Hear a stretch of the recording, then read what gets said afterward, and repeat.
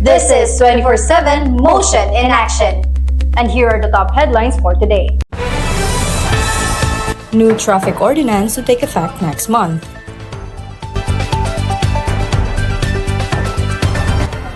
Senate defers education budget hearing for further review. State of emergency declared, how the Philippines compares to other nations.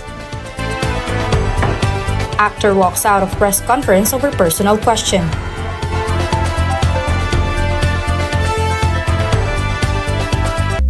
Good morning, Luzon, Visayas, and Mindanao. I am the Eye of the Philippines, Samantha Surecho. Good morning, Dapitan City. Today is March 13, 2025, and I am the voice of the nation, Georgia Biginwa. In the local news, big changes are coming to the city's road. A newly approved traffic ordinance aims to reduce congestion and improve road safety.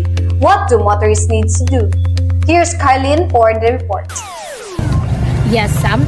The Dapitan City Council has officially approved the new traffic ordinance aimed at reducing congestion in major roads. This main motion was proposed during the recent session, highlighting new regulations such as alternating number coding and designated loading and unloading zone. Councilor Rodrigo Valdez, the proponent of the motion, explained, the new system will help ease traffic flow and ensure safer roads for commuters. The motion was discussed, voted on, and successfully passed, meaning stricter implementation of traffic rules will begin next month. This new system helps ease traffic flow and ensure safer roads for commuters. To approve the new traffic ordinance to regulate speed limits in residential areas. All those in favor say A. A. All those opposed say no. No. The ayes have it. The motion passes. The new traffic ordinance is approved. The meeting is adjourned. Thank you so much, and that was Carlene San Antonio. In the national scene, a crucial decision in the Senate lawmakers have postponed discussions on the national budget due to concerns over fund allocation. How will this impact students and teachers? Here's Trexie May for the details. Lawmakers have passed a subsidiary motion to defer the budget deliberation for the Department of Education due to unresolved concerns in fund allocation. A motion to refer the issue to a special committee was introduced, allowing more time for investigation before making a final decision. Senator Ramon Paredes stated, before we finalize the budget, we must ensure that every peso is properly accounted for. Transparency is the key. With this deferral, budget discussions will resume once further clarifications are made. So we can gather more information on the fund distribution. Motion laid on the table. Let's proceed with the vote. For those in favor, raise your right hand. And for those not. Motion approved. Let's move on to the next item. No.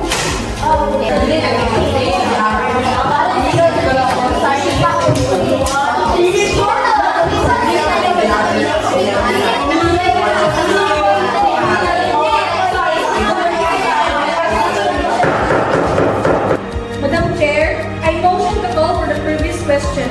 We should move directly to a vote in this matter instead of further debate. We will now call for a vote on Senator Kim Kim's motion to proceed with the vote. For those in favor, raise your right hand. And for those not. Motion passes. Let's vote on the education budget now. Madam Chair, I motion to postpone definitely the discussion of the budget until next week. We need more time to review the concerns raised about fund allocation. I so move, Madam Chair. Before we finalize the budget, we must ensure that every peso is properly accounted for. Transparency is a key. Senators, please rise for a vote on the motion to postpone definitely. For those in favor, raise your right hand. And for those not. The motion passes. We will reconvene next week.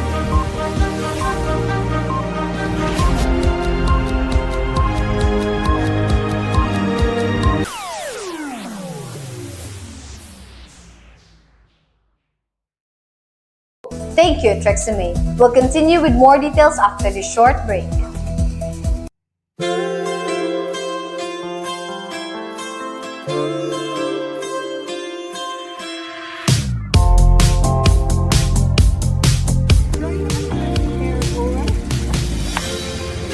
Mag-dry feeling here. Mag-gear space ka na. To stay fresh all day.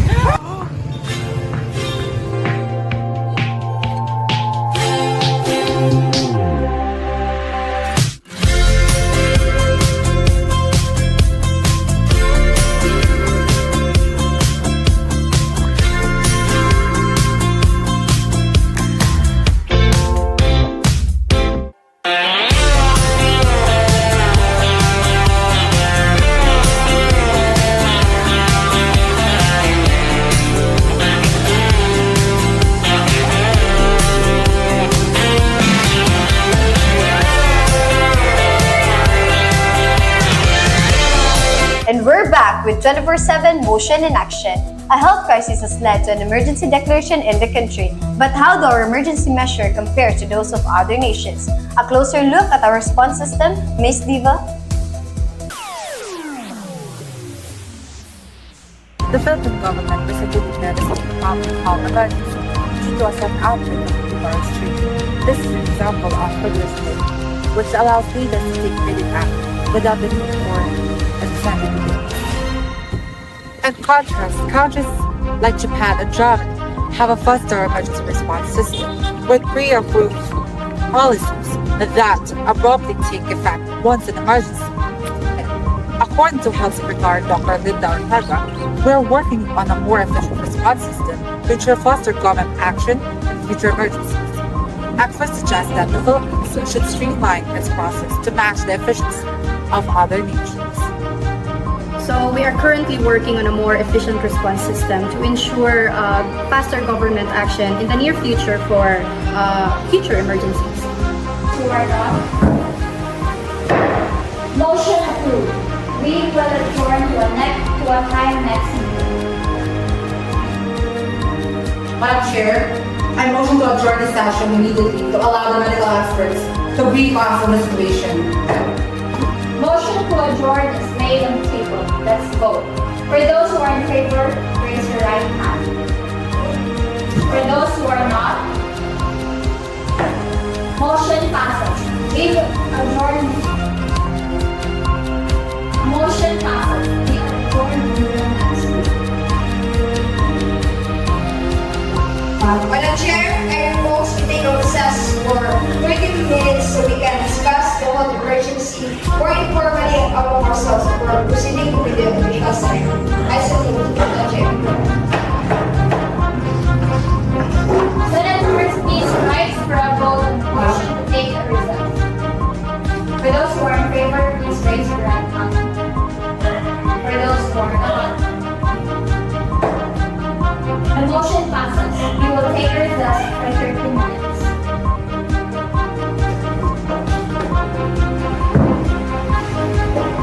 I raise a question of privilege. I'm concerned that we are not receiving enough information from health authorities on this new virus strain. right? Yes. Yes. I agree. Order. We will now vote on whether to address Senator Bigotong's question of privilege immediately. For those who are in favor, please raise your right hand. For those who are not, motion passes. We will allow Senator Bigotong's question of privilege.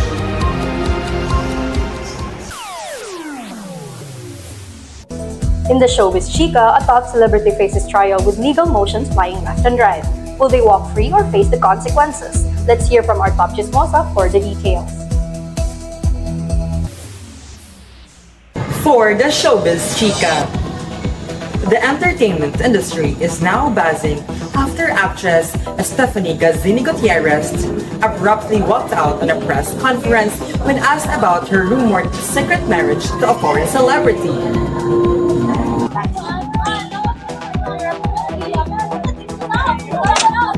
Let's be seated. Ms. Gutierrez, rumors are circulating that you're secretly married to a famous international singer. Can you confirm that? I came here to promote my movie, not to discuss my personal matters. But is it true? Are you really married? I won't answer any more personal questions, okay? We're done here. Point of order. Why are we being restricted from asking Ms. Gutierrez's personal life? It seems so unfair. The question at hand is about Ms. Gutierrez's work, not her personal matters. Please stick to the topic. I rise to a point of order. The questions were clear and it is unfair to cut them off like that. Can we discuss this issue further? We will not entertain personal questions. That's the final word. I will appeal from the decision of the chair. This is unfair.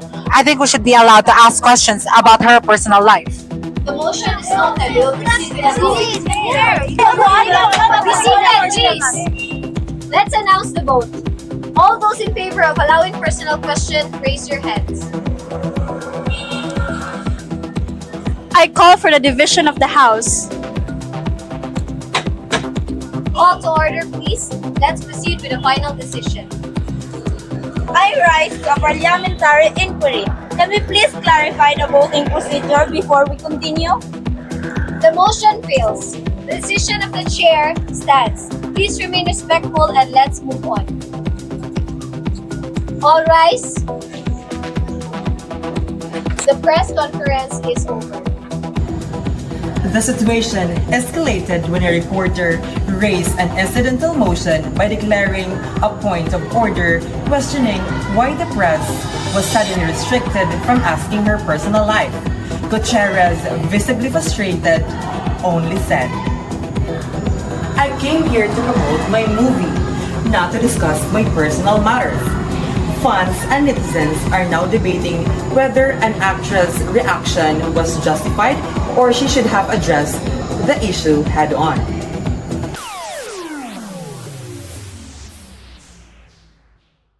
Thank you, Ms. G. And that was it for today's top stories. Stay informed and stay connected. Once again, this is the voice of the nation, Georgia, Biginwa. Together with the Eye of the Philippines, Samantha Sergio, saying that change and development is achieved When the right news are received. This is 24/7 Motion in Action, your voice, your power.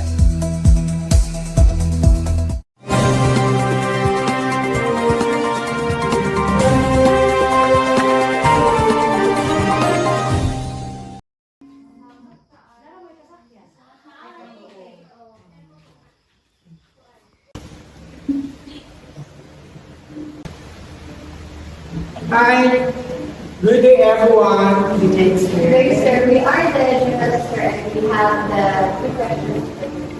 Yes, go ahead. Sir, how did you apply the classifications of motions in a meeting using parliamentary procedure? To apply classifications of motions in a meeting using parliamentary procedure, first we have to identify the type of motion based on its purpose, such as main motion, amendment, subsidiary motion like spoke to refer to it, and follow the proper sequence of introducing the motion.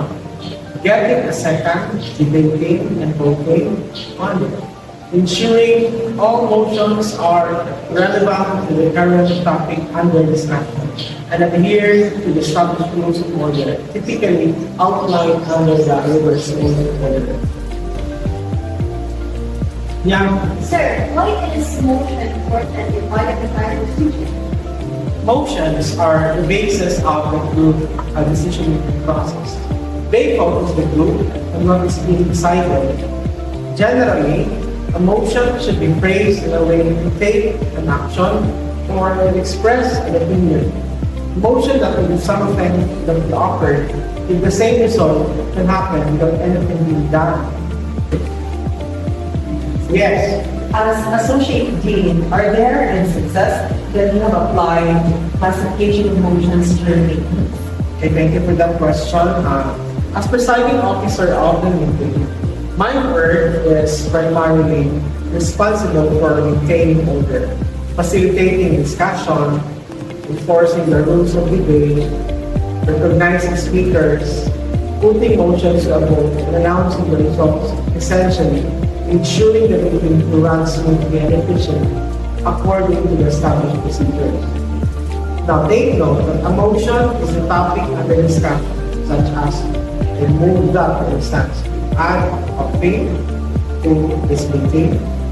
After being recognized by the president of the organization, then any member can introduce a motion when no other motion is on the table.